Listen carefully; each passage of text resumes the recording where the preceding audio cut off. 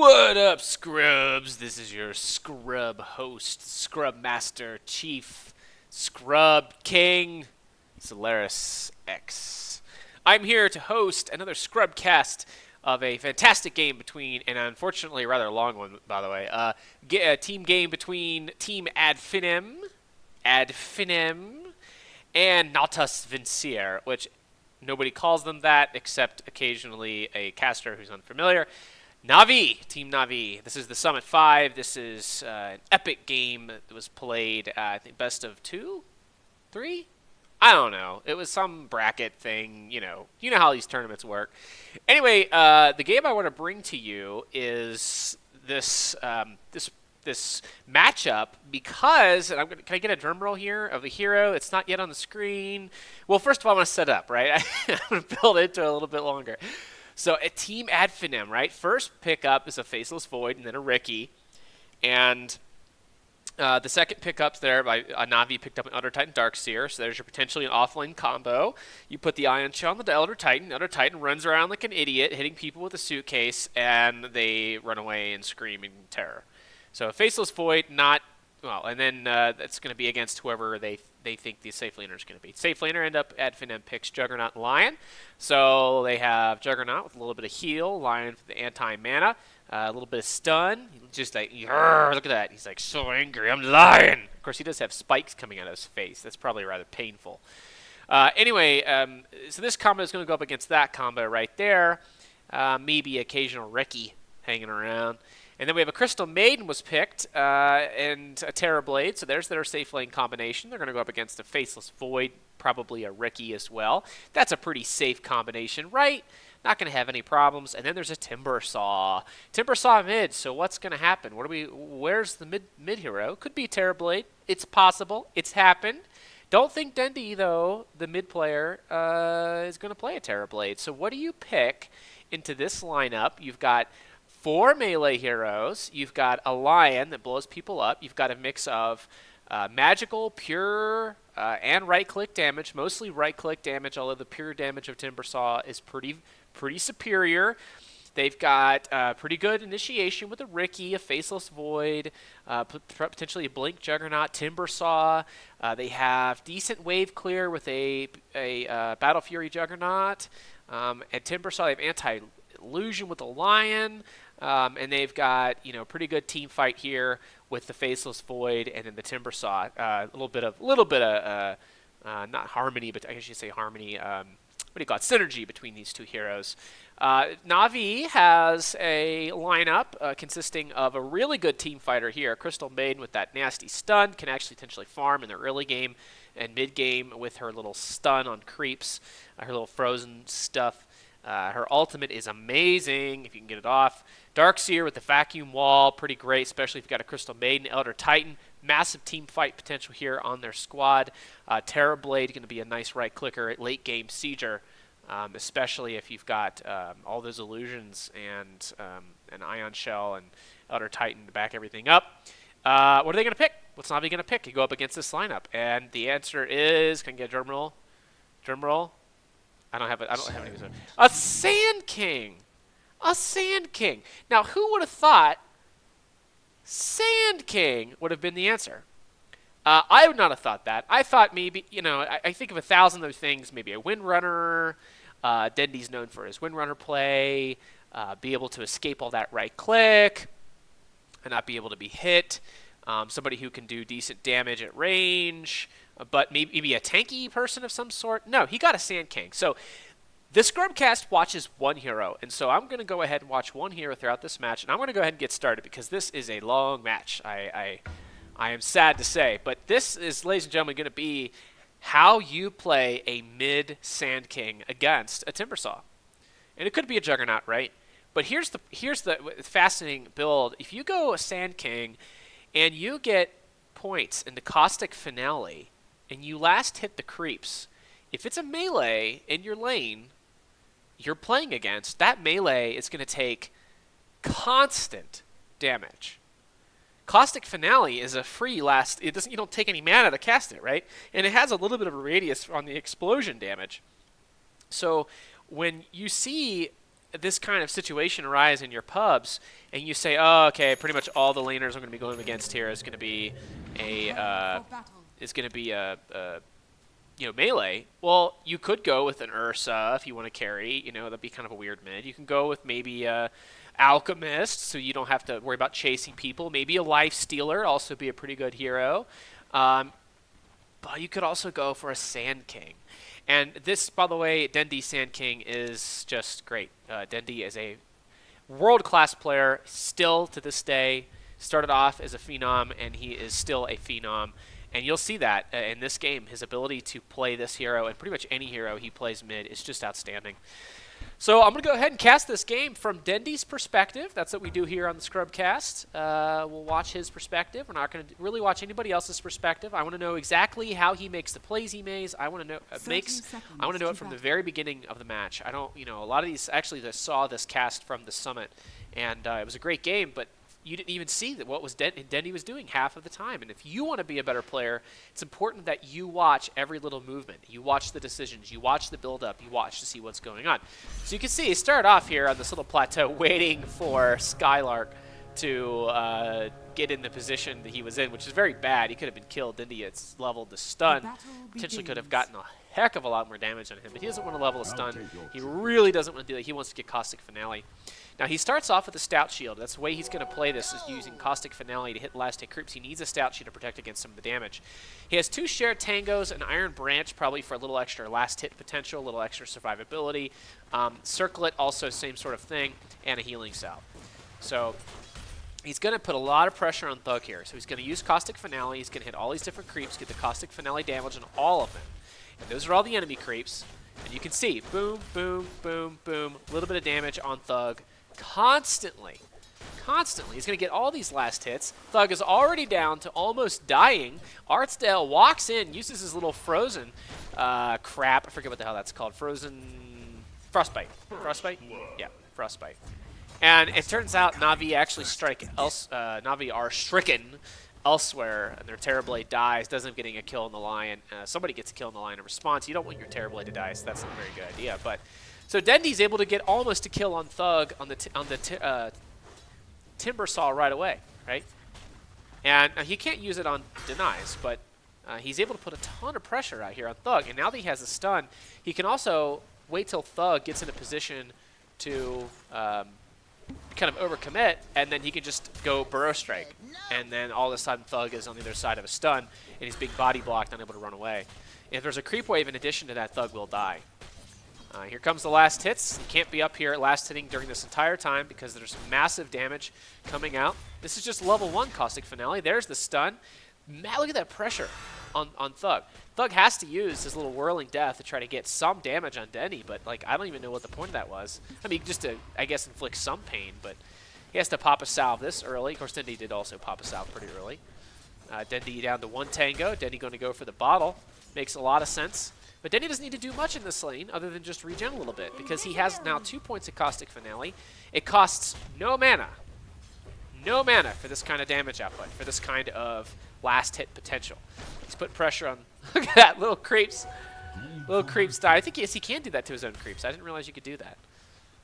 So art style with a Invis Rune, this is the setup right here. They're just going to wait a little bit of pop damage here. Level 2 Caustic Finale on each of these creeps. Thug comes over there and tries the last hit. He's going to be in a world of pain. He's not going to be good. Look at that. All that last hit potential. So he's getting lots of money in addition to all this. Dendi going to potentially bait out Thug here. He wants Thug to try to contest. He wants Thug to try to... Although he's, I guess, just going to put some additional hurt on Dendi there. I'm not sure why Caustic Finale did damage to Thug on that one. There was nothing in the area. Maybe that was a friendly creep. But Caustic Finale radius is 400. So it's what, like something like that? I mean, he's getting hit from over there. Stun. He's going to let the creeps get on him. Put a lot of pressure, a lot of pain. Now, art style, just kind of chilling in the area, clearly looking to help keep the pressure up on a Timber Saw. They really want to kill here, and they might be able to get one. Art style rolling around in the neighborhood, looking for a drive-by Frostbite. Dendi, totally protected. He is got a friend in the wings. He's got this Caustic Finale. Timbersaw is really hurting for last hits. We'll actually look at that. Look at that. Timbersaw's 8 last hits to Dendi's 18. And Thug just taking a ton of damage. And now Dendi's potentially in trouble there, though. As soon as he saw maybe next time on that Ricky, he got out of there with a little Burrow Strike. Level 2 Burrow Strike. Not going to put any points in Sandstorm just yet. He knows if they were going to go into gank on him, they're going to easily have a ward, and there's a ward right there. Oh, that's actually his ward. That's about to expire. He might go into a point of Sandstorm here just so he can have some additional escape move, if not under, at least force them to buy some kind of wards. They didn't buy a ward just yet, so. So Dendi getting his bottle. He's actually Burrow Strikes right into Thug. That's going to be into a Frostbite. Now that reactive armor is kicking in. Art Style hasted. Going to put more pressure on Thug. Give a little extra room and space to Dendi here, who's going to get probably a very fast Blink Dagger. Art Style still going in. Little mistake there, buddy. By the way, since I have last cast a Navi game, I have learned that though Art Style is the drafter, Seneko is kind of the in-game captain. And that makes a lot of sense. I think I was watching Seneko one game, and Seneko was drawing on the map and pinging things out, and I thought, okay, that's kind of odd. I think I even commented in the video. Yeah, they actually get a ward here thanks to Art Style. Then you're going to de-ward that. Now Ricky's in trouble, so you have to buy a ward to counteract that. Not going to be in the area. And anyway, I think Seneko is, in fact, their shot caller. Dendi going to grab the Magic Wand, and that's because of all of the, first of all, stats he's going to be able to use.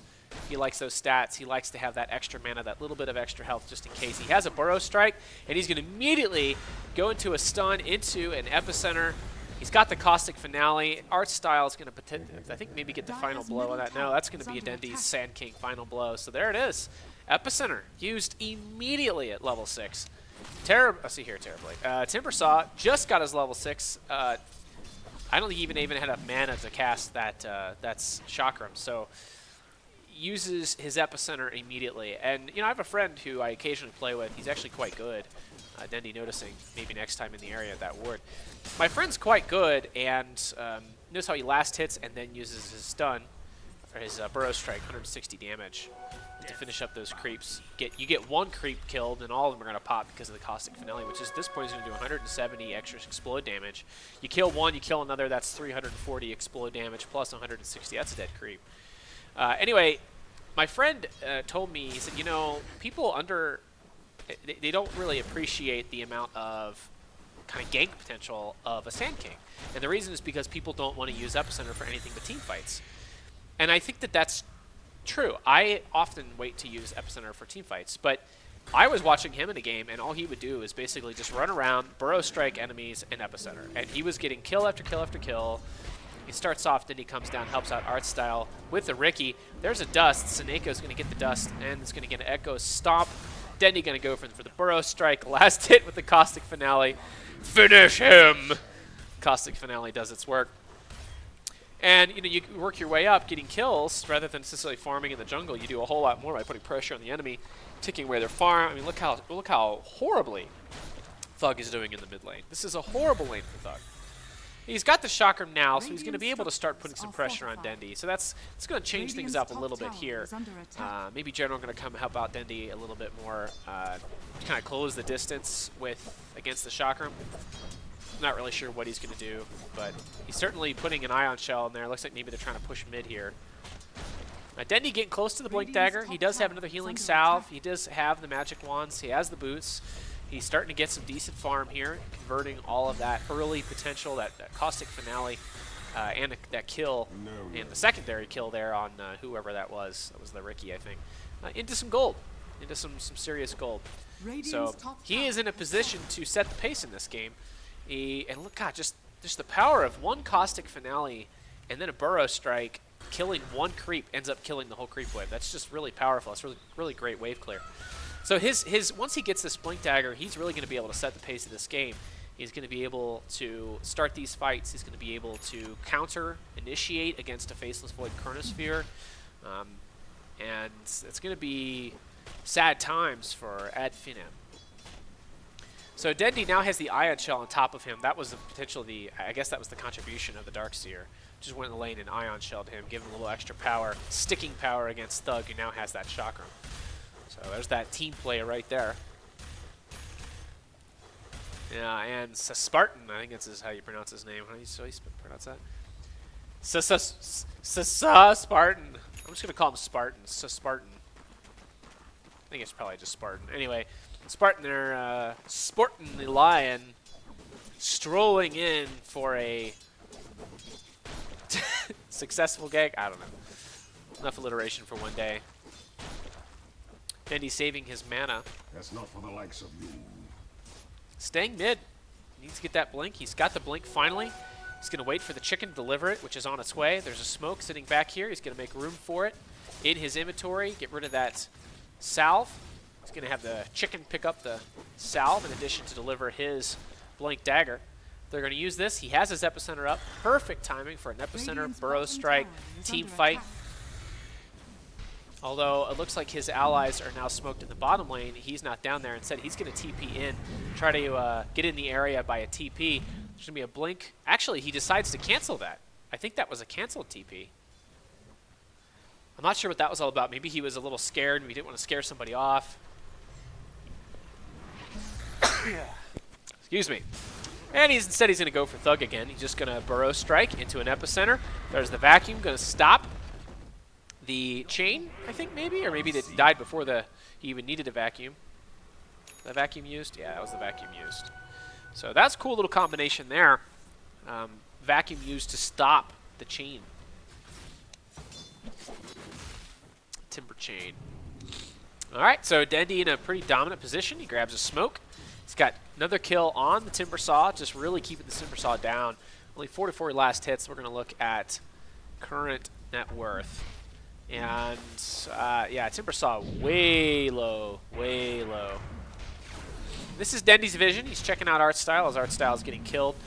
It's like Dichiraz going to put some pain on Skylark there on the Darkseer. Dendi's going to make his way in using that fast blink dagger. And he's going to burrow strike his way, get a stun on the enemy. This is one of the things I love about Sand King. In fact, I think Sand King's my most successful hero. And I think partly the reason why is because he has great escapes. He actually has 2 escapes, the Sandstorm and the Burrow Strike. He has a built-in escape mechanism, so he can do great damage with the Caustic Finale. He can get out of the harm's way with Sandstorm. And in low levels, scrub levels, you can put a lot of points into Sandstorm and do a decent amount of damage to enemy. And they're never going to buy a Sentry Ward. They don't buy wards at my MMR, which will remain numberless at the moment. And that Burrow Strike, just the way it positions you, the way that it puts you underneath of the enemy, the epicenter team fight potential, it's just so strong. I think so many people will lose it. So then he's going to blink in there. He's actually going after Madara on the Juggernaut. Not going to be able to kill the Juggernaut because as soon as he does Burrow Strike, that's going to be the cue for Juggernaut to TP out. But then he's making his way. They're looking for a gank there on the Juggernaut, so I guess that was the call. And he's going to go ahead and TP bottom to kill Spartan if he can. He's got the... He actually pre-pops the epicenter, blinks in, then burrow strikes onto Thug. Not going to get the kill, and now he's surrounded. I think there was miscommunication there. Maybe he thought some of his teammates were going to be putting the pain on Finem. Instead, they're going to come around from the backside. Dendi going to finish up this little last hit. He's going to probably blink in here, and if he can, right underneath of that vacuum, he is going to stun as many people as possible. He's going to get a stun on Spartan. Not a bad choice, and there's the Earth Splitter going to blow up 2 heroes. And Seneko going to run away, this big suitcase. Some people call it a stapler. I don't really call it that. Then he's sitting on the outside here. He wants to prevent, I guess, the time dilation, because now his cooldowns are frozen, and he's going to have not going to be able to use his Burrow Strike. He's going to be able to kill this Skylark Faceless Void. 2, 1, blink. No. Instead, he's got to run away. He's afraid of that Juggernaut. I'm not sure the Juggernaut used his Omni Slash. Maybe he doesn't know that.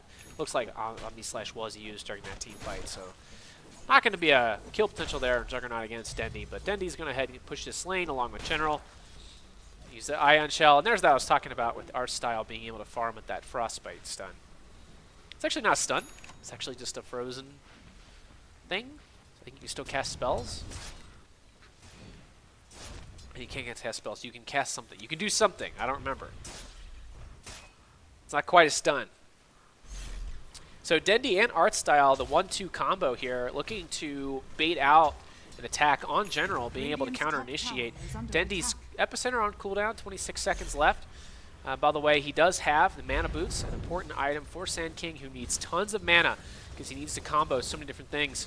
If I get a point in Sandstorm, that's going to be a nice little escape mechanism for him. Not using it to farm. There are many ways you can farm with the Sand King, but if you're going mid against melee heroes, the Caustic Finale is definitely the way to go. They're kind of gathering around Roshan here. I don't think they have Roshan kill potential. They need some, I don't know, anti-armor, Solar Crest, or I don't know, something.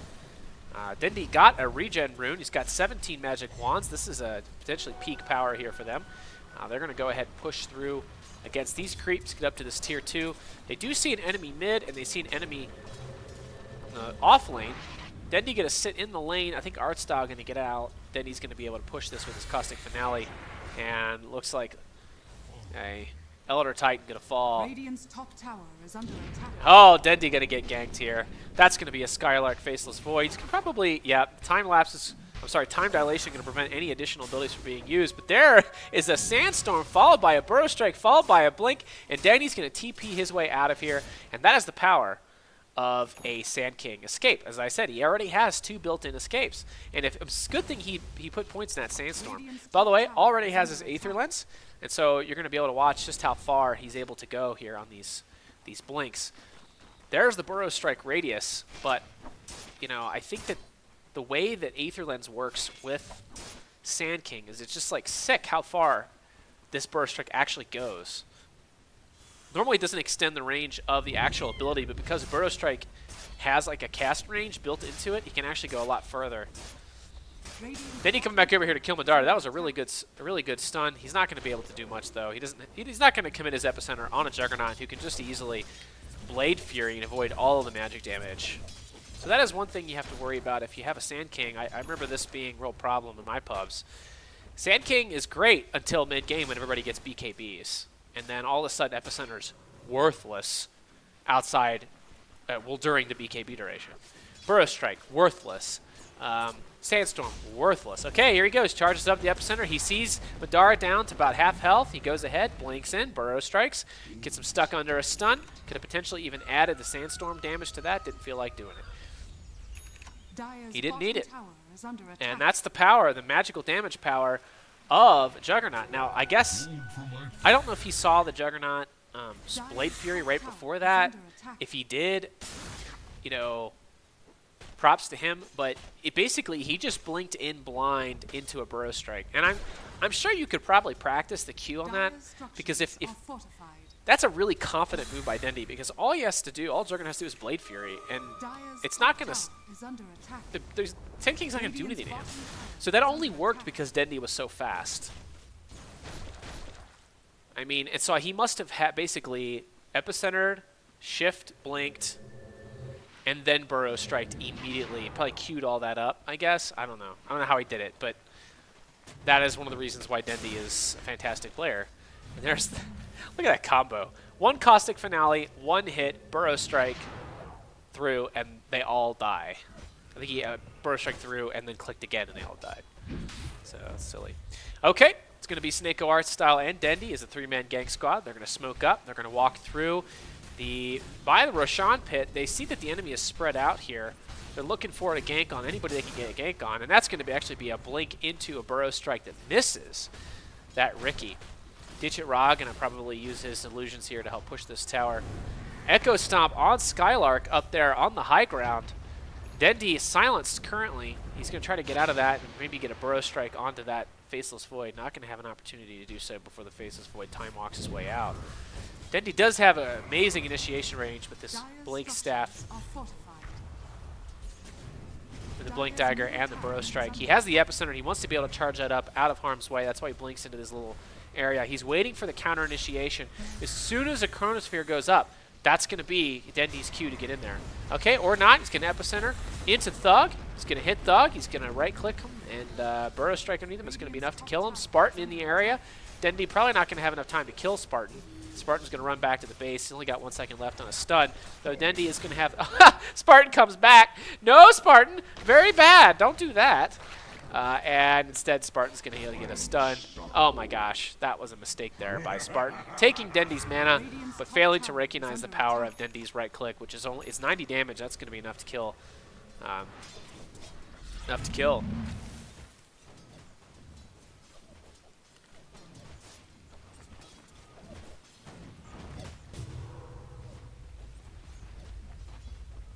So it looks like when the Caustic Finale explodes, when its timer expires, there is damage.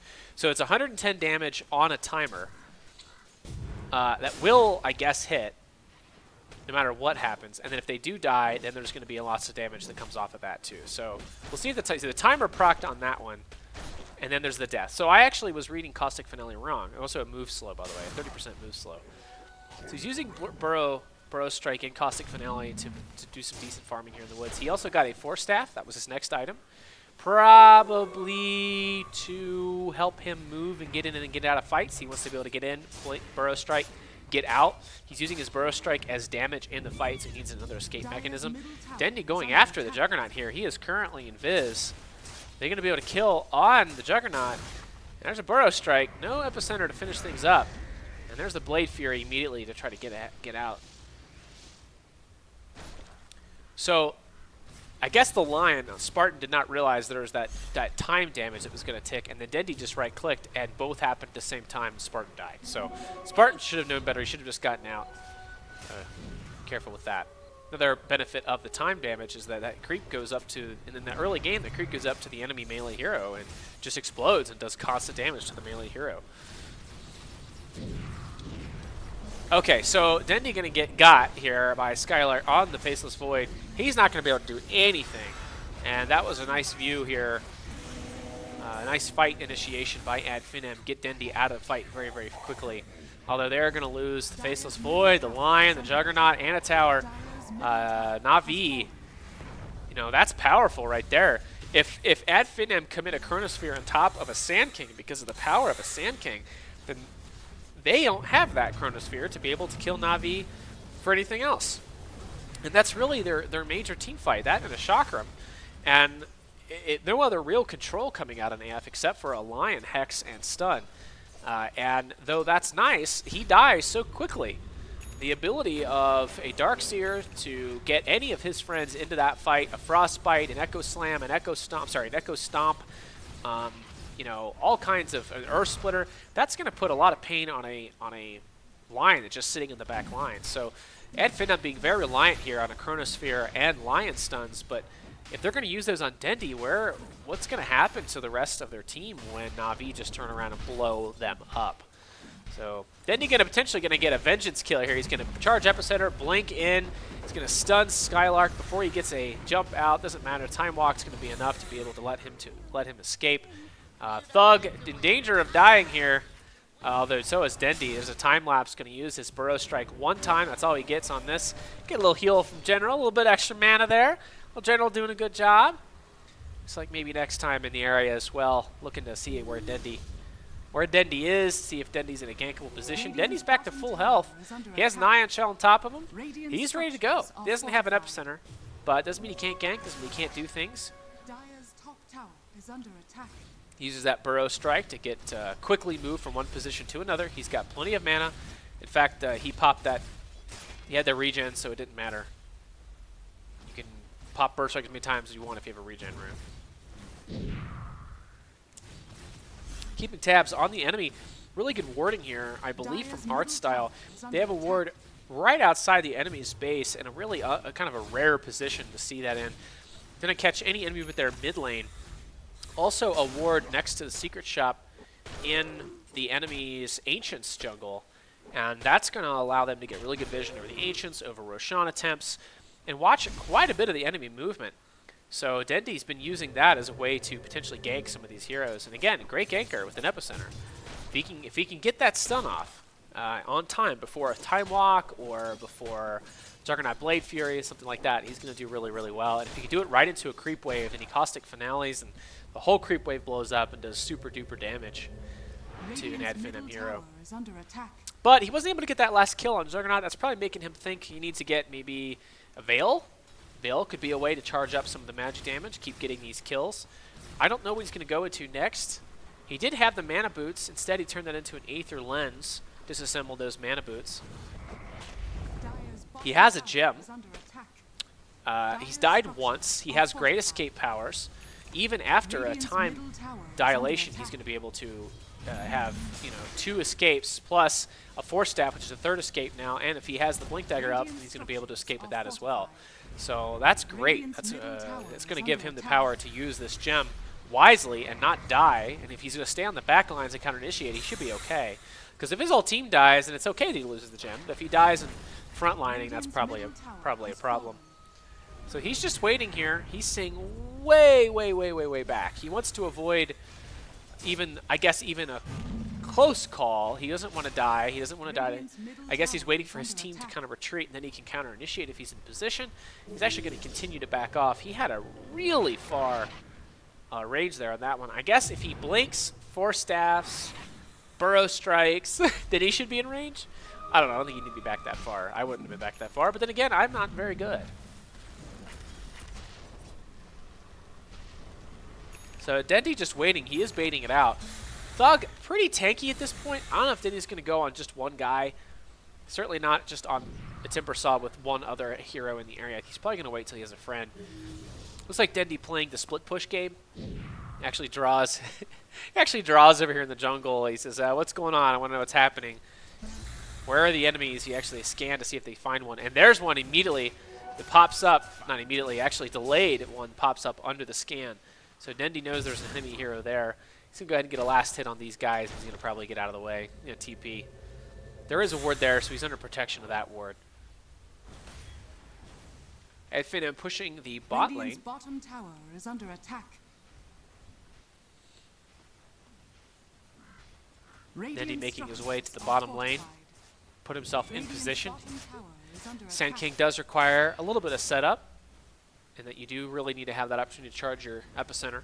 Doesn't want to get Chronosphere in the middle of a charge up an epicenter. Doesn't want to get hexed. Doesn't want to get stunned. He wants to be able to have that charge up time on the epicenter so he can do massive amounts of damage. Right now, epicenter's doing 110 damage per pulse for 8 pulses. He wants to be able to maximize his ability to do that. If he does his queuing right, he will gain each one of those pulses will be used on the enemy there.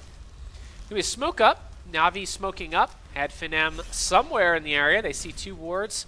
They know, Navi knows Ad Finem's in the area. Who are they going to get a kill on? There's going to be a strike onto Spartan. Dendi saving the epicenter. Time dilation going to stop Dendi from doing anything more with his 2 escapes or 1 initiation burrow strike there. Time dilation going to fade away though. Dendi, the one who is currently Ion Shelled, at least one of the 2 people that are currently Ion Shelled. The split game is strong. The rat is strong in Ad Finem.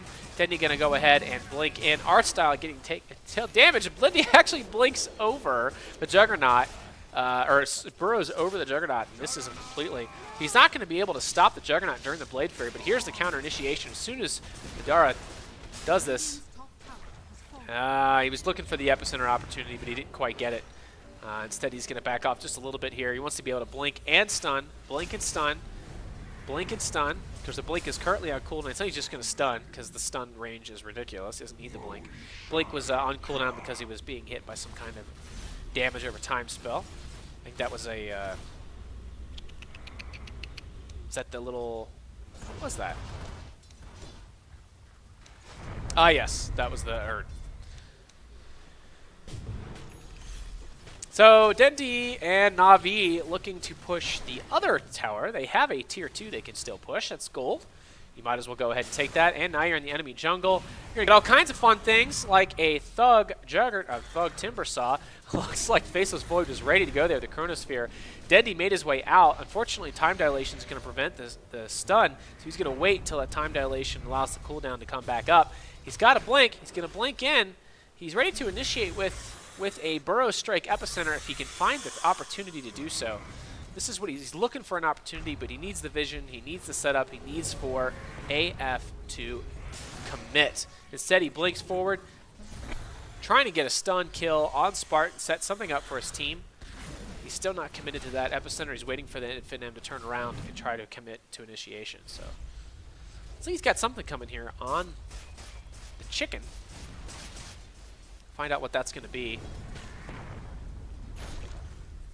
And he picks up his TP boots. And good choice. I think right now the difficulty they're dealing with is Juggernaut is pushing all over the map. And every single time Navi keeps pushing into a tower or the enemy's high ground, you've got a Juggernaut somewhere else on the map. And so what Navi wants to be able to do is very quickly get back and not be spending all this stupid boots money, or TP money. Dendi looking for the opportunity here. I don't know if General's going to be enough of a cavalry reinforcement to kill on Thug. Thug pretty strong. All he has to do is get a Timber Chain out and he should be fine. Even lasting through an Epicenter. Epicenter now up to 10 pulses. We'll see if Dendi goes for an Ag Scepter at some point. Terrorblade pushing high ground. Sieging. Doing Terrorblade things. Dendi cruising in the back lines. There's a Earth Splitter committed onto the Skylark. They knew he was up there. I'm not sure how that happened. Dendi blinked in and stunned. Now he's escaping. He's looking for that secondary initiation, looking for AF to commit, ready for the Epicenter to go. Is he going to start charging it up? Ditcherog going to die. He's going to get the Sunder off. There's the Sunder, and now Dendi's probably ready to go. There's the Epicenter charging up into a Chronosphere. Burrows into that, and there goes massive damage onto the friends. Onto the AF's friends there, on the Chronosphere friends, in the Chronosphere. Looks like Juggernaut going to die. Dendi is sitting there in a sandstorm, trying to prevent anybody from going on top of him. Nice escape mechanism, going to blink out of that. Actually misses the Greaves. Is he going to try to kill this Juggernaut? Yeah, there's going to be a blink into a stun. That's going to be a kill on the Faceless Void. Timbersaw totally misses his Timber Chain. That was a terrible Timber Chain. I don't know. Well, the second. What does he think? There's trees in the middle of the lane? And then Spartan running around doing, I don't know, terrible ideas. Terrible idea, Spartan. Frostbite stun, you're dead. Thug now wants some. It's going to be 4 on 1 potentially, and Ricky's up, so it's 4 on 2, but Ricky's still almost completely worthless. Dendi going to continue farming and pushing. That was a series of mistakes there from Ed Finem. I think they're maybe on tilt here. Maybe not sure of themselves. So Dendi, after going for an Aether Lens to extend the range of initiation, he has 2 initiation tools, or well, I should say 1 initiation tool, 1 escape tool. He has the ability to deal with the split push. He has the ability to split push himself now because of his powerful Caustic Finale plus Burrow Strike combination. And he's increased his potential, his value in this game, the ability to keep map control up. He wants to be able to keep his team on top. And that map control is going to be the key to that. I think he's picking up the point booster. Map control going to be the key to that. Also, Dendi being a pace setter, being a ganker, and dewarding the enemy and knowing that the enemy really has no idea where you are is a great leg up. Because the one time he really died,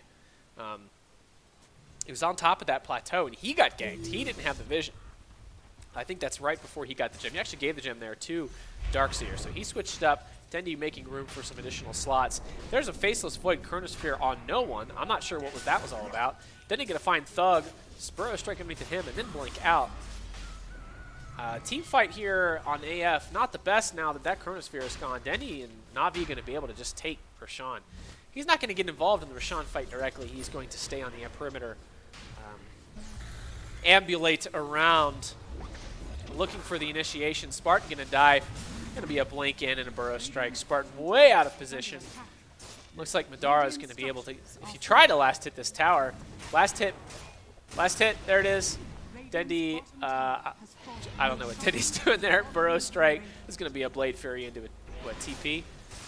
Instead, Madara continuing. He knows his friends are actually in a tight spot up top. And during the Roshan fight, Dendi trying to clean up Madara on the Juggernaut. I don't know who got. Dendi really trying to get to this fight as quickly as possible. He does have the Epicenter, but the fight almost over. No, Thug's still in the area. Then he can charge up that Epicenter. He's looking for it. I don't think he needs it. He's going to be able to blink, get a Burrow Strike on Skylark. There it is. Skylark going to potentially die. He's going to be able to time walk away. Very, very close. Dendi actually moves forward during the pendency of that stun because he knows the Skylark's going to be in a position to time walk away. He wanted to be in very, very close to Skylark once he time walked. So, successful fight from Na'Vi. Ad Finem doing I don't know what. So some mistakes coming out from Ad Finem. You know, I'm a scrub and I'm terrible and I could never play. I will absolutely concede. Hold on a second. Dendi in the woods does not have vision over something. Somebody knew where he was. Instead, he's going to be able to force staff his way out. Burrow strike. Blink dagger. Blink. Time lapse is going to, or time dilation is going to stop him being able to do anything. Dendi somehow picked up a ghost scepter. I don't know where that came from. Is he going to be able to escape from this? Burrow strike cooldown really hurt by that time dilation. Timbersaw is going to be able to get in here really close, and that's going to be a death. Thanks to a chasing Timbersaw. But Dendi able to potentially escape from that is still amazing, given all the space that he created. The fact that he survived that long enough. And then, you know, somehow the Ghost Scepter. I did not see the Ghost Scepter. Did not see that.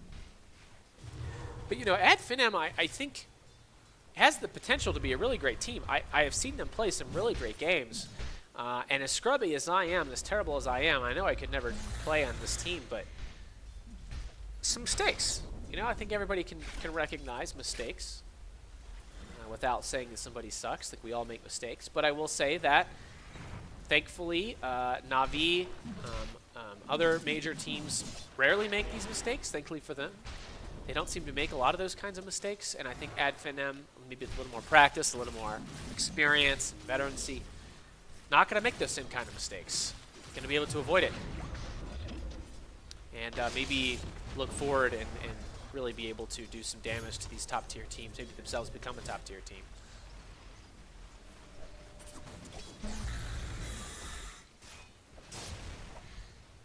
So, Dendi back up.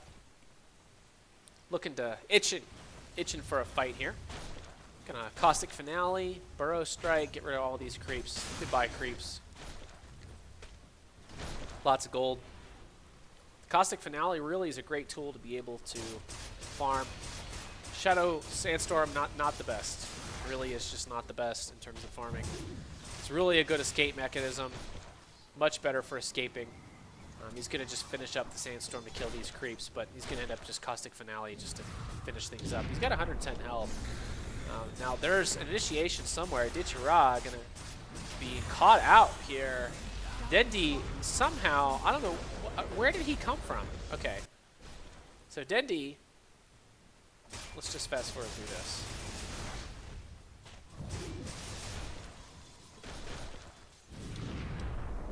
So Dendi TPs to that creep. Okay, that's what Dendi TPs to that creep up there. He immediately blinks in, charges the epicenter from all the way out there, blinks in and starts coming in, and then he burrow strikes in. He's actually hexed and does almost no damage whatsoever. A little too hasty there. I think it'd be better off if he'd wait a little bit longer. He's going to try to get a last hit there. I don't know who that was. He's just kind of tagging in the back lines. There it is. He's going to blink and stun into Spartan. His camera is a little bit off. You can tell he's a little busy trying to see what's going on here. Artstyle going to finally get a kill on the Faceless Void. Dendi running around, stunning, blinking. Artstyle going to get caught out. He's going to die.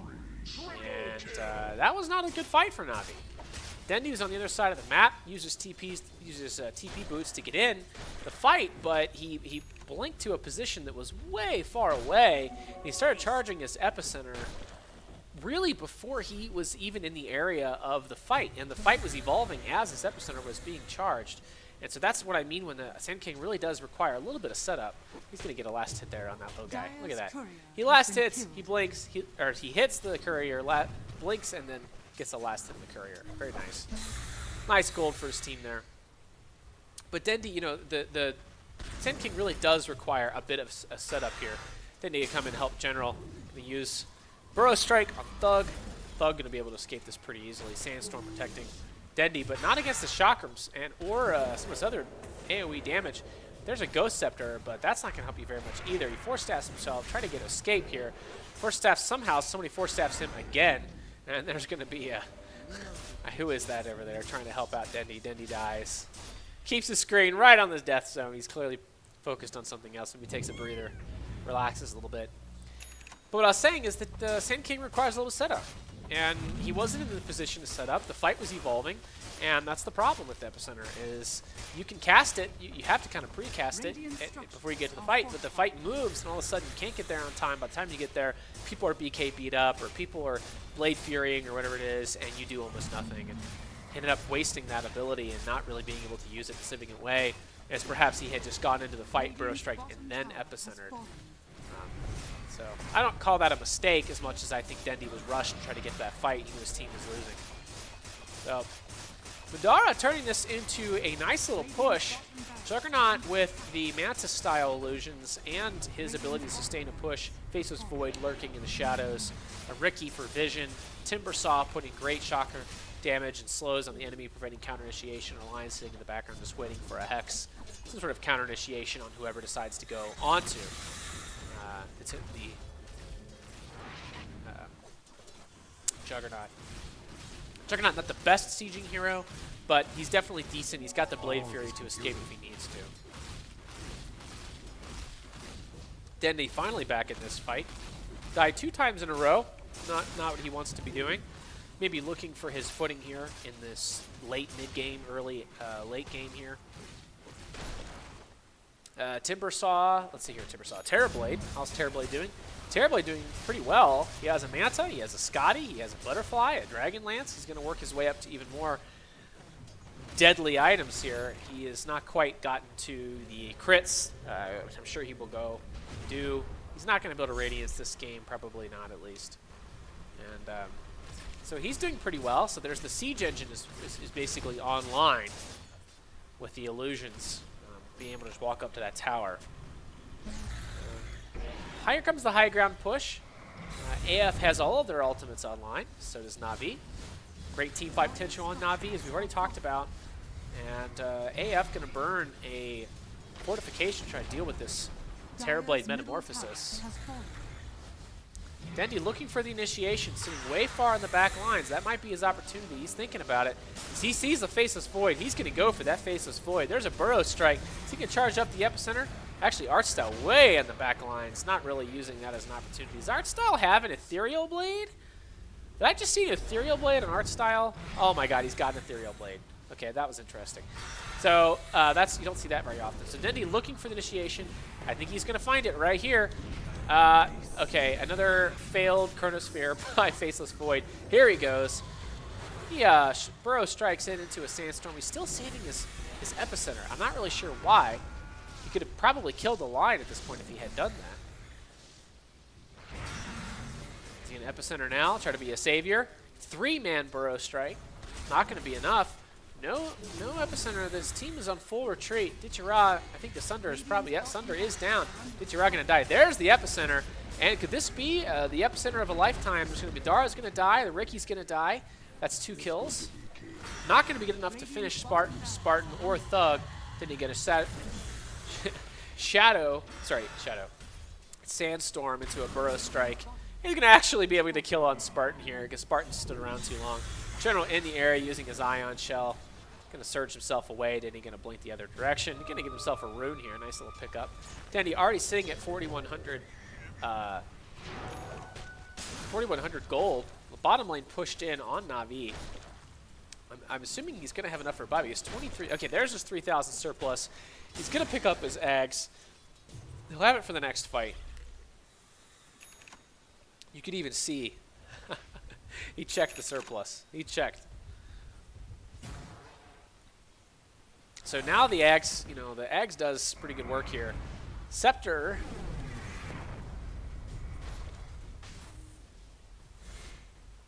Granted, the pulses have a gradually increasing radius. That's very interesting. That's something to know. Upgrades the ultimate and some abilities of certain heroes. Well, it's a really good description. Thank you for that. I don't see Scepter damage on here.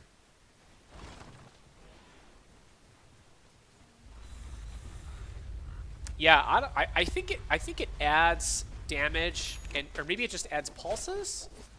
I can't remember what the Ag Scepter does for Sand King's ultimate.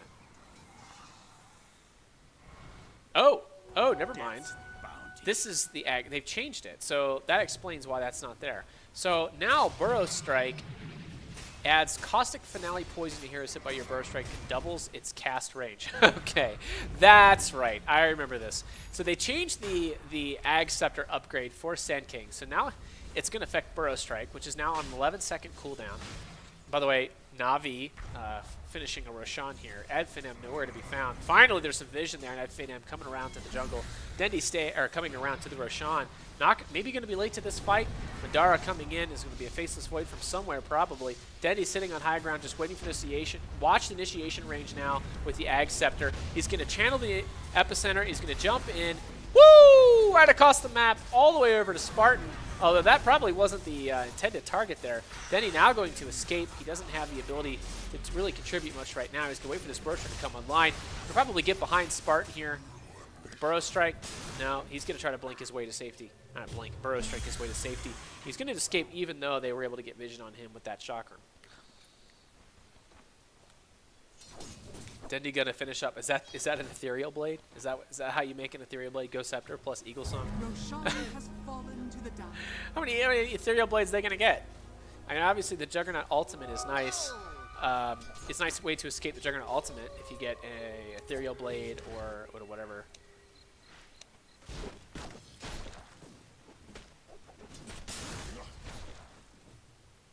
Wow.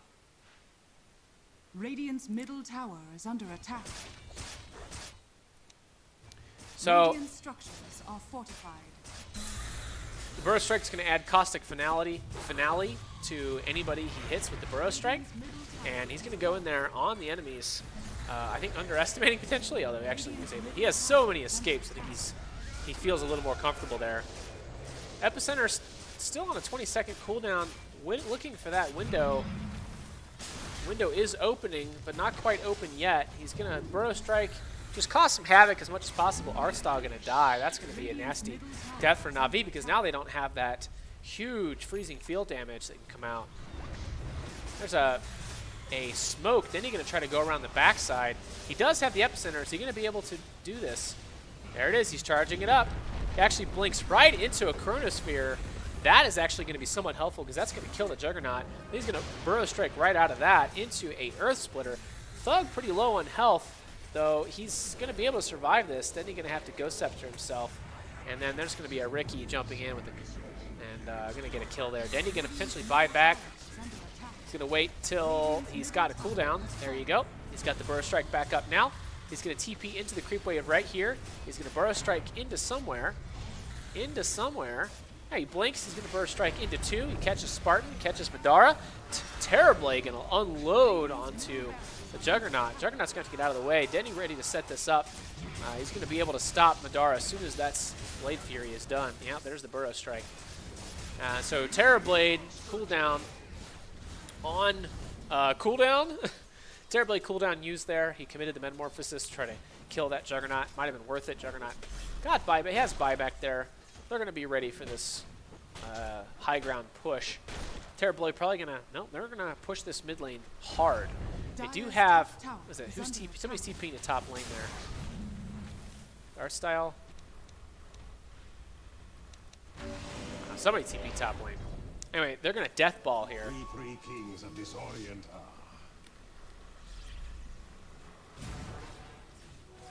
Then he's still wielding his magic wand. No, that was the Crystal Maiden. So then he's gonna go for that Ethereal Blade. He had to use buyback, but not the most horrible thing in the world. They were able to turn that, and they were able to get some kills on the backside of that fight. And he's got a decent amount of money. He's gonna be able to farm up an Eagle Song relatively quickly with the Caustic Finale damage and the Burrow Strike damage. He's gonna be able to basically just Burrow Strike. Okay, so he hits once, hits twice, Burrow Strikes, hits once, hits twice, and then Caustic Finale finishes everybody off. I don't remember if the neutral creeps get stronger with time. I don't remember if that's what happens. I know that the creep waves get stronger with time, and Roshan gets stronger with time. I just don't remember if the neutrals get stronger with time. So he's staying grouped up with this team here. You don't want to be caught out. Dendi's a very important hero. Pretty much all these heroes are important right now. The team fight ability of a Crystal Maiden, the stun of a Crystal Maiden, or I call it a stun, it's not really a stun, the frostbite of a Crystal Maiden, the vacuum wall of a Darkseer, that's going to be what potentially helps in this fight against AF whenever that high ground push begins. And Dendi blinking in, getting a little bit of farm, quickly getting out. He does not want to get caught out here, does not want to die. He knows the creep wave in the middle is pushing in. He knows the creep wave on top is pushing in. He doesn't know where the enemy is. Although, I guess there are 2 wards, offensive wards up there for Na'Vi. I did not see those earlier. Maybe he was paying attention to those. So here's the high ground once again. Juggernaut going to potentially illusion himself forward and create a siege engine against that tower, but he is not in the area. Instead, I think what Finem's going to do is they're going to wait till this bottom lane gets kind of wrapped around, and then Na'Vi is going to have to try to defend the siege against 3 different lanes. Thug doing the heavy lifting in that bottom lane, blowing up the creep waves and pushing this creep wave in. Na'Vi just waiting for the high ground push. They're not really doing anything. And this is the kind of thing where I get really restless. And I'm like, hey, there's somebody pushing by themselves in bot lane. Let's go kill them. But unfortunately, that's a Timbersaw. And Timbersaw has been remarkably resilient in this game. He's probably extremely well farmed, even though he started off really horribly. Look at his net worth, 2,700. So doing pretty well. Juggernaut up there. Terrorblade somehow falling behind a Juggernaut. That's 7,000 net worth behind a Juggernaut. That's pretty sad. Then he's going to go ahead and Burrow Strike in, get some stuns on Madara, at least scare him a little bit, at least cause him to use some cooldowns if possible. Madara is going to Manta style, and he's going to Blade Fury to get some last hit damage on this tower, on this barracks. The unhealable damage on that barracks. That's good work there by Finem, just sieging this tower as much as possible. Dendi might be wise to go around the backside.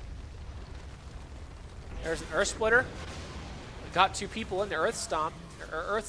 The Echo Stomp. Then you're going to Burrow Strike underneath of that. Then you're going to have another Burrow Strike to get a kill there. Though he's actually going to end up dying. He's down for 111 seconds. So, but his teammates are going to be able to wrap this up. The Faceless Void is down. Chronosphere committed. No, actually not committed. The Lion is dead. It's just a matter of whether or not Thug's going to be able to deal with Ditchara. Ditchara going to sunder. Thug's life goes way down. Nice. One of the nice ways that Terrorblade counters the Timbersaw. And he's going to use his Metamorphosis to get a nice kill there on the Juggernaut, just blowing up Juggernaut. And the question is, what is he up to? What is the Terrorblade? He has the BKB now, so that was the pickup he had. We'll see whether or not Ditchara is going to be able to kill a Thug. Kill a Thug, well. So that does happen. Thug being so annoying, and Faceless Void back in action. I'm not sure when he came back in action. He's going to Chronosphere General to no effect whatsoever. A completely wasted Chronosphere. Thug continuing to be a thorn in the side of Na'Vi, preventing Na'Vi from being able to push that mid lane against the heroes, push a lane against Thug. And what that's doing is that's allowing AF time to respond. Now, they know there's somebody farming over here in the jungle. They are going to smoke up, see if they can get a gank. They see it. There's Skylark in the Faceless Void. He's pretty much useless at this point because the Chronosphere was already committed. Maybe that's why he felt like he can go ahead and just farm. Said, hey, you know, why not? If he gets ganked, doesn't matter. Chronosphere is down. Of course, his Chronosphere is down for 50 seconds. Now he's down for 70 seconds, so that's Chronosphere offline for 67 more seconds. He does not have buyback. He might have been farming that up. Actually, he had already committed to, I don't know what item, Vlad's? I don't know what he bought. A Blade of Alacrity? Maybe not the best buy there for him. Dendi going to be back online in 4 seconds. And Na'Vi wasting no time on this high ground push. They know there's a Faceless Void gone. Again, that's most of the team fight potential of AF. Now that that's gone, oh my gosh! Wow, look at the range! This is insane! Then you're going to TP on a crate. Get himself to this fight. He's going to miss Spartan. Oh, no, he actually gets Spartan with the Burrow Strike. He's ready to charge that Epicenter. Ditchara going to pop the BKB. He's also going to Sunder. He's going to get a kill on somebody. Juggernaut ulting here. Omnis slashing his way through Na'Vi, but not killing anybody. Madara going to die to a Terrorblade. Potentially, there's going to be a Blink Dagger Burrow Strike onto Madara. Going to finish off the Juggernaut. Juggernaut buys back immediately. If Dendi can fend off this counter push, that's going to be really good stuff, as long as they don't die. They already did lose their Crystal Maiden. Not the worst hero in the world to lose. Dendy ready to help out his friend General. So he's going to blink out of the way because I think he just ended up killing General there. General using his surge to get out of the way even through a Hex. That's not going to last for long. Dendi actually body blocked his friend to his death. How unfortunate. Look at the creep wave. That's going to be a lot of money here for Dendi. He might come in and pick up this Eagle Song. Certainly can pick it up. But the question is, he can have enough buyback. He's about 2,500 gold away from buyback. And actually just check that out. He's deciding whether he wants to have buyback. I'm sure he'd rather have buyback. His buyback cooldown is available. He needs to have. He wants the Eagle Song for the Ethereal Blade. But to be honest with you, that is such a minor pickup. His ability to buy back is far more important. Death's bounty. Ed Finem going to push the high ground here, try to force a buyback from the Darkseer. Then he going to buy some wards for the team, some sentry wards. They lost their gem. I don't know who might be carrying that. Faceless Void carrying the gem. I don't know. That's a smart move. The way that Skylark has been playing this game, he has not been the best Faceless Void I've seen. I just cast a Faceless Void game actually. We saw Mind Control from Liquid just owning. He went 8-0 and like 22 on a Faceless Void. Didn't die once. He showed the enemy, I forget who that was, how Faceless Void is played. Did a really good job combining that with the Stone Gaze of Medusa, and able to really put the hurt on the enemy team there and not die for it. Dendi really wants that. He really wants that money. He doesn't have enough. So he's he really would like to have this Ethereal Blade for the extra burst damage. Very strange pickup, to be honest with you, but I guess it makes sense with the Omni Slash potential. So Navi going to move out of the base a little bit, trying to see if they can do some work here, get some farm, some economy going. They got Ditchera farming. They do not want him to get caught out, and they're a little afraid of what's going on. They have the 2 wards in Adfinim space. I don't know if those are the sentries or observer, or one's a observer, one's a sentry, but they're looking to see where the enemy is. They're a little bit scared. They're grouping up, sitting around in the woods, lurking around, furtive movements, scouting out a little bit with Terrorblade Illusions. I'm surprised there wasn't a Terrorblade Illusion going to the east there to see if there's any kind of activity in the east. They got a Darkseer sitting over there on the flanking that line. Dendi going to go through the bottom. They're kind of spread out here. There's a scan behind them. I guess they wanted to see what was going on. So maybe they thought they were going to get flanked from the left side. Not the case. So they're sitting on the right side of the map here. Crystal Maiden way out of position. She actually ends up putting a ward. That's an observer ward. Sorry. By the now see that's the sentry ward that this produces. Okay, so I got confused there.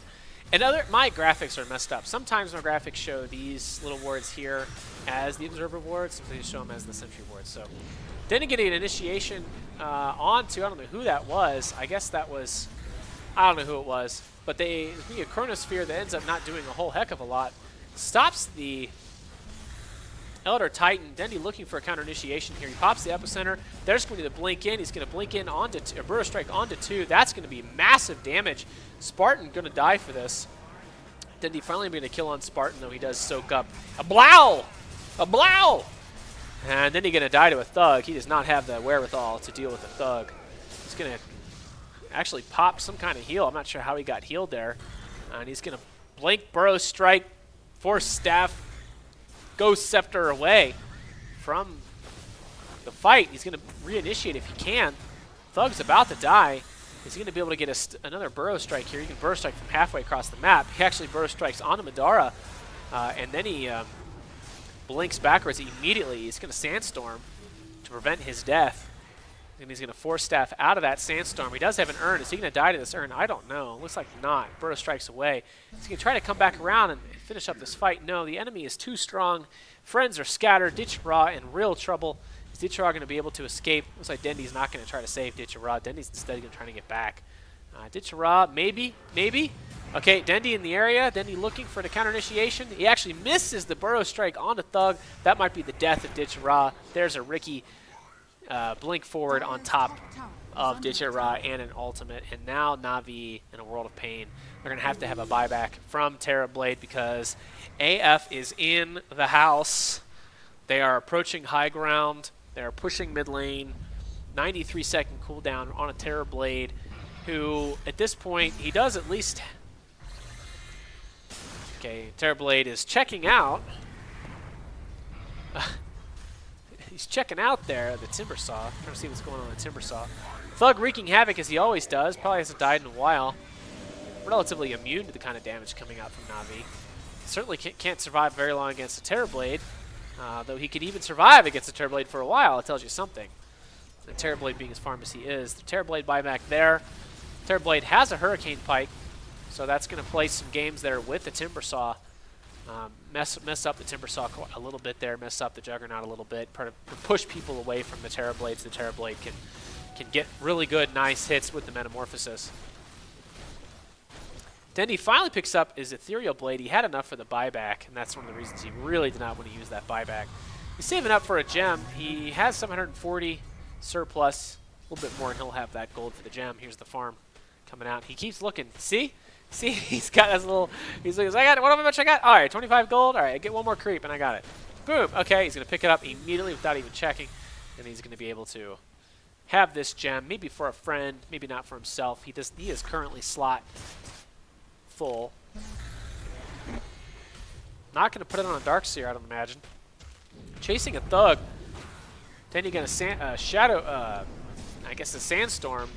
You're going to get Chronosphered by Skylark. Skylark not going to be able to finish this up.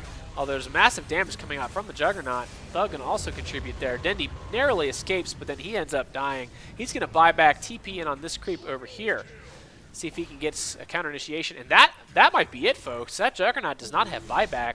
Okay, he just picked up his buyback. Faceless Void just picked up his buyback. Darkseer, sorry, has the gem. So Darkseer dropped the TP for the gem. This could be the death push. They think it might be.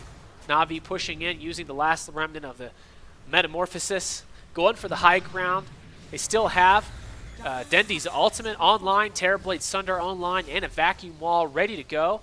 They're looking for that initiation. They know Faceless Void is still down. The question is, how committed is Navi going to be to this? They think it's going to be the end of the game. Are they going to get caught? As the two buybacks finally come in, Dendi is sandstorming, trying to get out of this fight. He's going to Burrow Strike away. Ditchara exposed. Is he going to be able to escape? Dendi going to be able to run the opposite direction. Scatter to the four winds. Try to avoid this fight. Navi hurt. They don't have their freezing field damage from the Crystal Maiden nor the Frostbite. They do have the buyback on the Darkseer and the buyback on the Elder Titan. That's going to be helpful. No ultimate from the Void, though. That's going to be offline for at least a few more seconds. So there, the window of time there for Navi is closing. Dendi doing his best to push out these lanes alongside a general Darkseer. Ion Shell only does so much. It is magical damage, and now you've got these big fat creeps walking through the base, especially the bottom part of the base, laying waste to the hillside.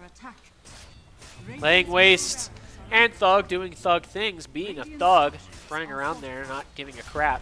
Gonna last hit these towers.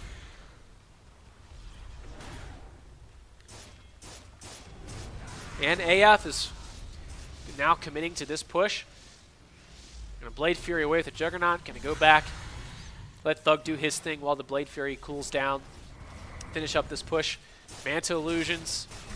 Continuing the siege. Dendi waiting on the back lines along with his four brethren here. Allowing things to happen. They do not have a fortification. There goes their racks.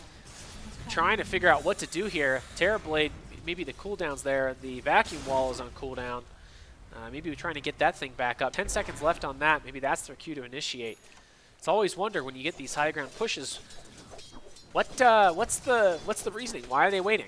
You know, they're losing racks for it. They have all their cooldowns.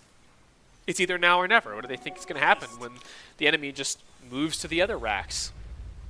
You know, the enemy now is stronger. The enemy is more gold in their pocket and longer cool. They're further away from their cooldowns, and they have, you know, more likely more money to have for the buyback. So Navi now going to use the retreat of Finem as an opportunity to smoke up. Dendi leading this charge.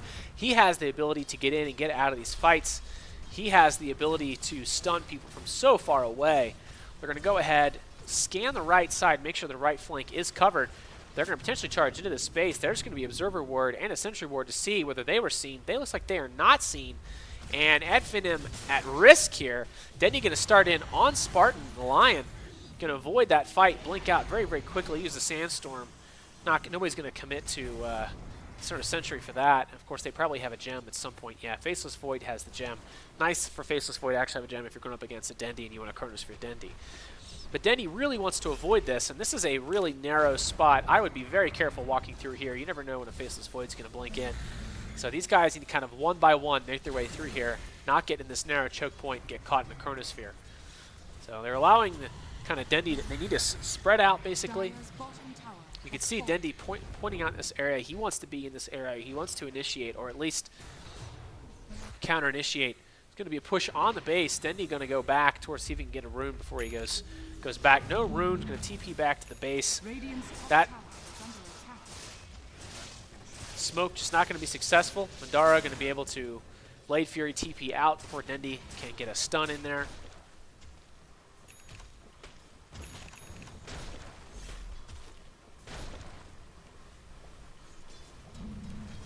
So Dendi at 20,000 net worth. He has his boots. He might end up upgrading those, not really sure. He's certainly not going to do anything before he has surplus gold for buyback. He's got an Ethereal Blade. I'm surprised he didn't get a Veil. Veil being able to jack up some damage, the magical damage. This is magical damage from Epicenter. Sandstorm is magical damage. Burrow Strike, I think, is magical damage. So I'm a little surprised. You've got Ion Shell. You've got the magical damage from Freezing Field. Does somebody else get the Veil? I think Earth Splitter's magical damage. Echo Slam's magical damage. You know, Echo Stomp, sorry. You know, I'm kind of surprised. I would think that somebody, maybe he's not going to buy it. Maybe he's going to go for a different item. But I guess I kind of think that a Veil would be a great thing to get. Amplifying this magical damage on a Timber Saw is going to kill that Timber Saw. Also going to kill this Madara. Madara didn't realize there's a whole enemy team there, and he's going to have to blink out. In fact, what's going to happen is he's going to try to counter-initiate. The whole team's going to be on top of Navi. That was actually a bait, folks. Dendi caught in a Chronosphere. Doesn't get any damage whatsoever. Skylark produces no damage. He's currently hexed. He's going to Ghost Scepter himself, actually Ethereal Blade himself. He wants to get out of this so he can initiate on top of the enemy. This could potentially be a game-ending fight for Navi. Dendi sitting on the back line, Slug making his way out, Metamorphosis committed. AF going to back off and look for another initiation. Ricky in the area. If Navi has a gem, they're going to be able to kill that Ricky. Instead, Ricky's going to push the mid lane a little bit forward. And there is a Sentry Ward, so if Ricky is in wrong position, he's going to die.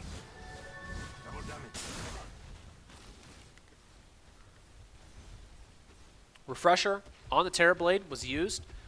He has 2 Sunders now. He has 2 Metamorphoses. Metamorphoses? Metamorphoses. I think that's how you would pronounce it. Metamorphoses. He has 2 Metamorphoses available to use. Dendi's still sitting around with this Ethereal Blade. Still kind of a goofy pickup. He's really only using it to avoid the ultimate of Madara. And here's the high ground push. It looks like AF throwing bodies at these towers. This is it. Madara going to get caught. Dendi charging up the Epicenter. He's going to blink in, hit the background. Skylark taken away. Is Dendi going to kill that gem? He's going to leave it alone, and there's a kill. That is a dead Juggernaut. That is a dead Faceless Void. 86 seconds in the Faceless Void. 15 seconds on the Juggernaut. Huge mistake by AF. They pushed when they did not have buyback. They threw their bodies to try to get Mega Creeps, and now Navi is going to be able to do something. Juggernaut has plenty of gold. Okay, so never mind. Not a huge mistake. His cooldown's up in 10 seconds. Faceless Void, however, maybe it made a mistake. His cooldown up in 6 seconds, so they actually are going to be able to buy back. Navi, maybe, you know, they're using their buybacks actually to the maximum potential, using it so that their buybacks come online during the push, the counter push of Navi. So AF actually being very smart there, rather than a huge mistake. AF pushing their abilities to the limits. And they were able to get from that, by the way, I think a tower. And so they are close. While Dendi pushes out that creep wave, we'll just check out the base. That's it.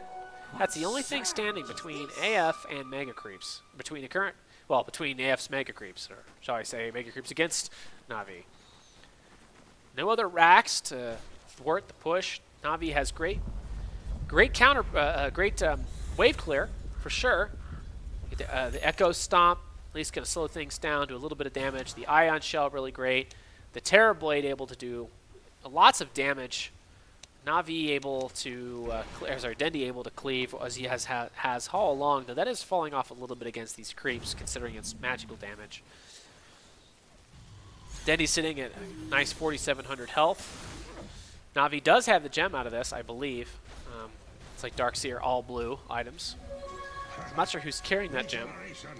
Utter Titan probably get rid of that sentry. Although maybe they just want to prevent the gem from getting into enemy hands here.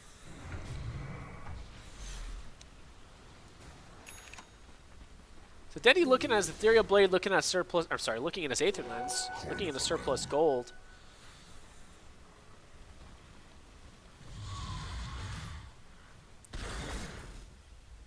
Cruising around the map, trying to stick with his team a little bit here. They are forming a bit of a C shape, kind of a U shape, and to envelop the enemy very quickly that way.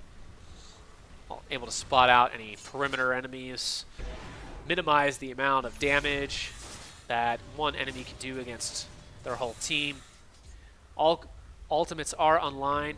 We go ahead and do buyback status because that's more important right now. And buyback status offline for the most important here, probably here, is the Faceless Void. Looks like otherwise they're pretty even on the buyback statuses. Any mistake here by Navi, though, means the end of the game. At least close to the end of the game. Mega Creeps. If either going to be the end of the game or it's going to be enough to get Mega Creeps, which is probably the end of the game. Against the kind of lineup they have, it's going to take a little while, but you know, it's possible. If Finem's able to keep, counter that last push. And, Madara causing problems on the Juggernaut. The bottom lane, pushing that lane. The illusions, the spam coming out. Dendi going to have to make his way back here. If he can get a kill on Madara, that's going to be really great. Channeling up the Epicenter. He is ready to go in on this. There is a massive amount of damage going in onto Madara. It's going to be a blink. Oh my gosh. Burrow Strike General going to cast the wall. And that is a... Okay, I thought he just uses buyback. So I don't know how he had buyback on there. But he did. So he ended up using his buyback again wisely, only pushing when he has buyback. So that's going to be Navi's Q. They have not made a mistake. And now AF on their back hind legs here. They're on their heels. If AF makes a mistake, that's going to be... If that Juggernaut dies, that's it. If the Faceless Void dies, that's probably it. No Chronosphere. He's got no Chronosphere for 50-some seconds, so that's also pretty nasty. They use Chronosphere to kill a Utter Titan, and so that's great and all, but Utter Titan is only part of the team fight of Navi.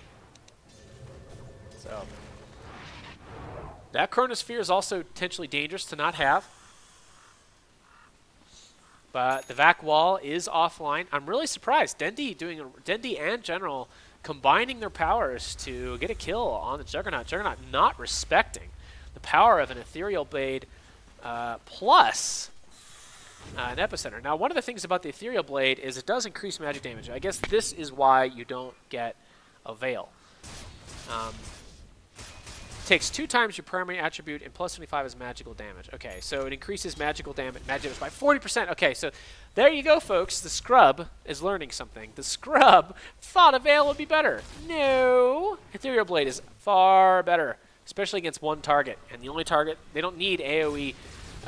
They don't need to jack up the damage in AoE radius because all these other heroes pretty much fall. It's the Timber Saw or the Juggernaut, and if you can cast Ethereal Blade, I have 2 Ethereal Blades. Remember the Crystal Maiden has one as well. So if you can jack up the magical damage on 2 of these heroes by 40%, not to mention the burst damage itself, then that Epicenter or that Freezing Field or that Earth Splitter is going to just crush. And so that's what AF has to be careful about. They're really pushing with that Juggernaut, but Juggernaut's going to die virtually every time. AF going to probably have to win a team fight to be able to push through Navi.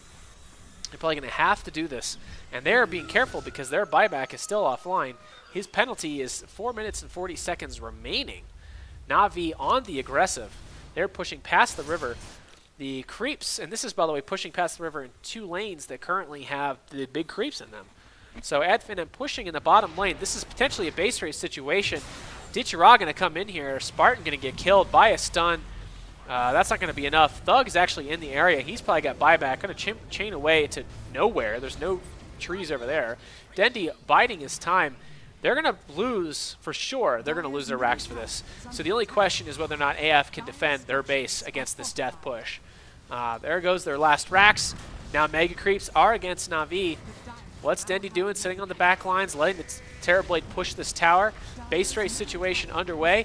Dendi going to try to kill Skylark before the Chronosphere comes online. There's a Burrow Strike into an Earth Splitter. Huge damage, killing the Faceless Void. Thug going to die again. Epicenter charged up. Thug is currently under Ghost Scepter effects. Doesn't matter. Dendi going to be sitting around while his team kills. That's a nice Echo Stomp on the 3 heroes there. His team's going to be able to kill the Ancient while that happens, and that is going to be game. So Na'Vi able to turn that at the last minute with a few key clutch kills. That last kill on Juggernaut prevented the Juggernaut from being able to be aggressive on that last Rax. And you saw the pushing power of the Juggernaut when he had his Manta, his buyback. He just basically did the Manta style, and he just basically went in there and hit the tower during a Blade Fury. There's nothing anybody could do about that, and that was infuriating, I'm sure, for Na'Vi, and they lost like three or four racks that way. And not very nice there from the Juggernaut, but as soon as he TP'd in there, he's going for, it looks like, the final push. He was not able to get his blink up, or his Blade Fury up, because Dendi surprise Epicenter Burrow Striked on top of a Vacuum Wall Ion Shelled Darkseer, and that ended up being the death of Juggernaut, causing him to have, like a 6-minute long buyback penalty. And he wasn't able to be aggressive on that Rax before it was too late. Couldn't keep Na'Vi in their base. Na'Vi waiting for that Metamorphosis to come up and then just push right into the base, and there's nothing that AF could do about it. You can't kill the entire Na'Vi team, certainly if you've got your Juggernaut pushing that other lane. So he needed to push that Rax, get a kill as quickly as possible on the Rax, and then TP in. He did, but by that point it was too late. Na'Vi had taken out pretty much all of the base. All the towers were gone, and they were sitting on top of the Ancient. And the nice Echo Stomp to pretty much finish that off. Now, how did Dendi play a Sand King mid? Well, this was a long game, and the question of whether or not it mattered all that much, Dendi being superior in the early game and being able to use that Caustic Finale to really nice effect, get really good items right away. I'd say, yeah. They had a Terrorblade. Their whole game is a Terrorblade. I don't know how many times I have seen Terrorblade. Basically, you get a Terrorblade to this point. You get them to where they have a Boots of Travel, a Butterfly, you get them to have a Scotty, you get them to have a Manta, and you get them one or two other big items. They get a Refresher Orb, and then that's it. That's the push. That's the game. And you finish the game in about 50 minutes or 45 minutes or 60 minutes, depending on how quickly that Terrorblade gets online. And the ability of AF to keep pushing in on Navi's base meant that the Terrorblade needed to be as far ahead as possible earlier, because the entire economy of Na'Vi was being shut down as they were being stuck in the middle of their base. Now, Terrorblade, of course, able to keep farming while the creep waves are being pushed in the base, but the rest of Na'Vi not. And so Dendi's early game performance here on the Sand King, that early game gank on the Juggernaut, the Timbersaw, massive damage output on the Timbersaw, his kill throughout the game, the little ganks he did throughout the game, and I think a lot of mistakes from AF. I think they have a really good potential here as a team, but they made a number of mistakes. That Timbersaw, I don't know how many Timber Chains I have seen him thrown in the middle of nowhere. I'm not sure what that was about, but he did it twice there in a row on that one side. Messed it up again. Faceless Void, a number of Chronospheres that were totally pointless. I don't know if they were just controlling or if I was just dumb, and I don't understand why they were there, but I don't think they were very good. Their late game push, their siege was decent. And Lion, a pretty good job, I think, defending against the attacks of Dendi. But, Dendi constantly in the fights. He's elusive, kind of an elusive hero. He was really hard to kill. Certainly during the fights, he would be out of control. Nobody would be able to stop him. He's just burrow striking in. He's sandstorming in. That's really was. It's just a kind of a walking burrow strike after the epicenter. In many cases, he held on to the epicenter maybe too long. In some cases, he burnt it too early.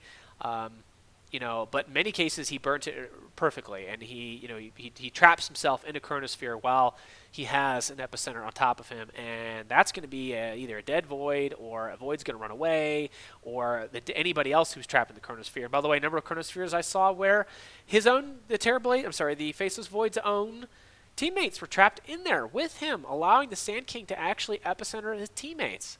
So that epicenter AF's teammates, Faceless Void's teammates. So that was not kind of tragic there. I think maybe a better team might have been able to beat Na'Vi there. I hate to say that, but that seems to be kind of, I think, probably the truth. Maybe had Na'Vi gone against OG, I bet you the same lineup would have probably won against Na'Vi, because the late game push was so strong. Just a few decision problems, a few tactical errors, I think, on AF there. But nevertheless, you've seen how the Sand King mid works, certainly against 4 mainly heroes. You run up against that in your pubs. You know what to do, folks. You Caustic Finale. You get a quick Blink Dagger as fast as possible. You can even use a bottle mid to sustain your mid. You get a quick Blink Dagger. You don't even need to get that Sandstorm to do that anymore. You can if you're having pressure and you're being a support Sand King. But then you get that Aether Lens, and you're able to jump from pretty far distances away. You get that Force Staff. That's a nice item to be able to, because what you're doing is you're blinking and then burrow striking. You have no escape other than a Sandstorm. And if they have a gem, and they're probably going to have a gem, you're going to die, and then your burrow strikes are useless. So his ability to Force Staff, Denny's ability to Force Staff aided him, especially against very powerful time dilation from Faceless Void, preventing, if 2 of your escapes are locked, frozen, then you only have the Force Staff. If you're being hit, you don't have the Blink Dagger. So you Force Staff away to safety as much as possible. Allow that time dilation to fade away, or Blink Dagger, or whatever you need to do, and hopefully he escaped. He did a number of times. Finally, you upgrade into that Ag Scepter, and you got a ridiculous burrow strike range from basically halfway across the map. That's the way it looks. The screen, certainly, from one side of the screen to the other, he's able to get massive distance burrow strikes. In fact, I've heard people say that it's just hard at that point to burrow strike properly, because if you're burrow striking and you have an epicenter, you might end up on the other side of the enemies, clear the enemy's territory and not hitting any enemies because you burrow strike too far. And then he picked up the Ethereal Blade, and I got to say, he actually picked up a Ghost Scepter to counteract the ultimate, the Juggernaut ultimate, and that was a really great pickup. He used that a number of times. I also saw Artstyle use that a number of times. He used that as an ability to escape as well from the Timbersaw. And then he turned into an Ethereal Blade, which meant he got the defensive bonus, plus he had all that agility. He had the additional enemy move slow, that additional blast damage, but he had the 40% increased magic damage. So if he's casting the Ethereal Blade on top of a Juggernaut, which I think he did there at that that second to last big fight when he killed the Juggernaut with the Darkseer, that Juggernaut takes huge magical damage, and there's virtually nothing he can do about it. 10 ticks of an Epicenter at 40% increased damage is far better than a Veil. Plus you got the initial burst attack damage and a Darkseer ultimate. And that's death, even to a really farmed Juggernaut. So there you go, folks. Good luck with your Sand Kings, and may the Sandstorms be with you.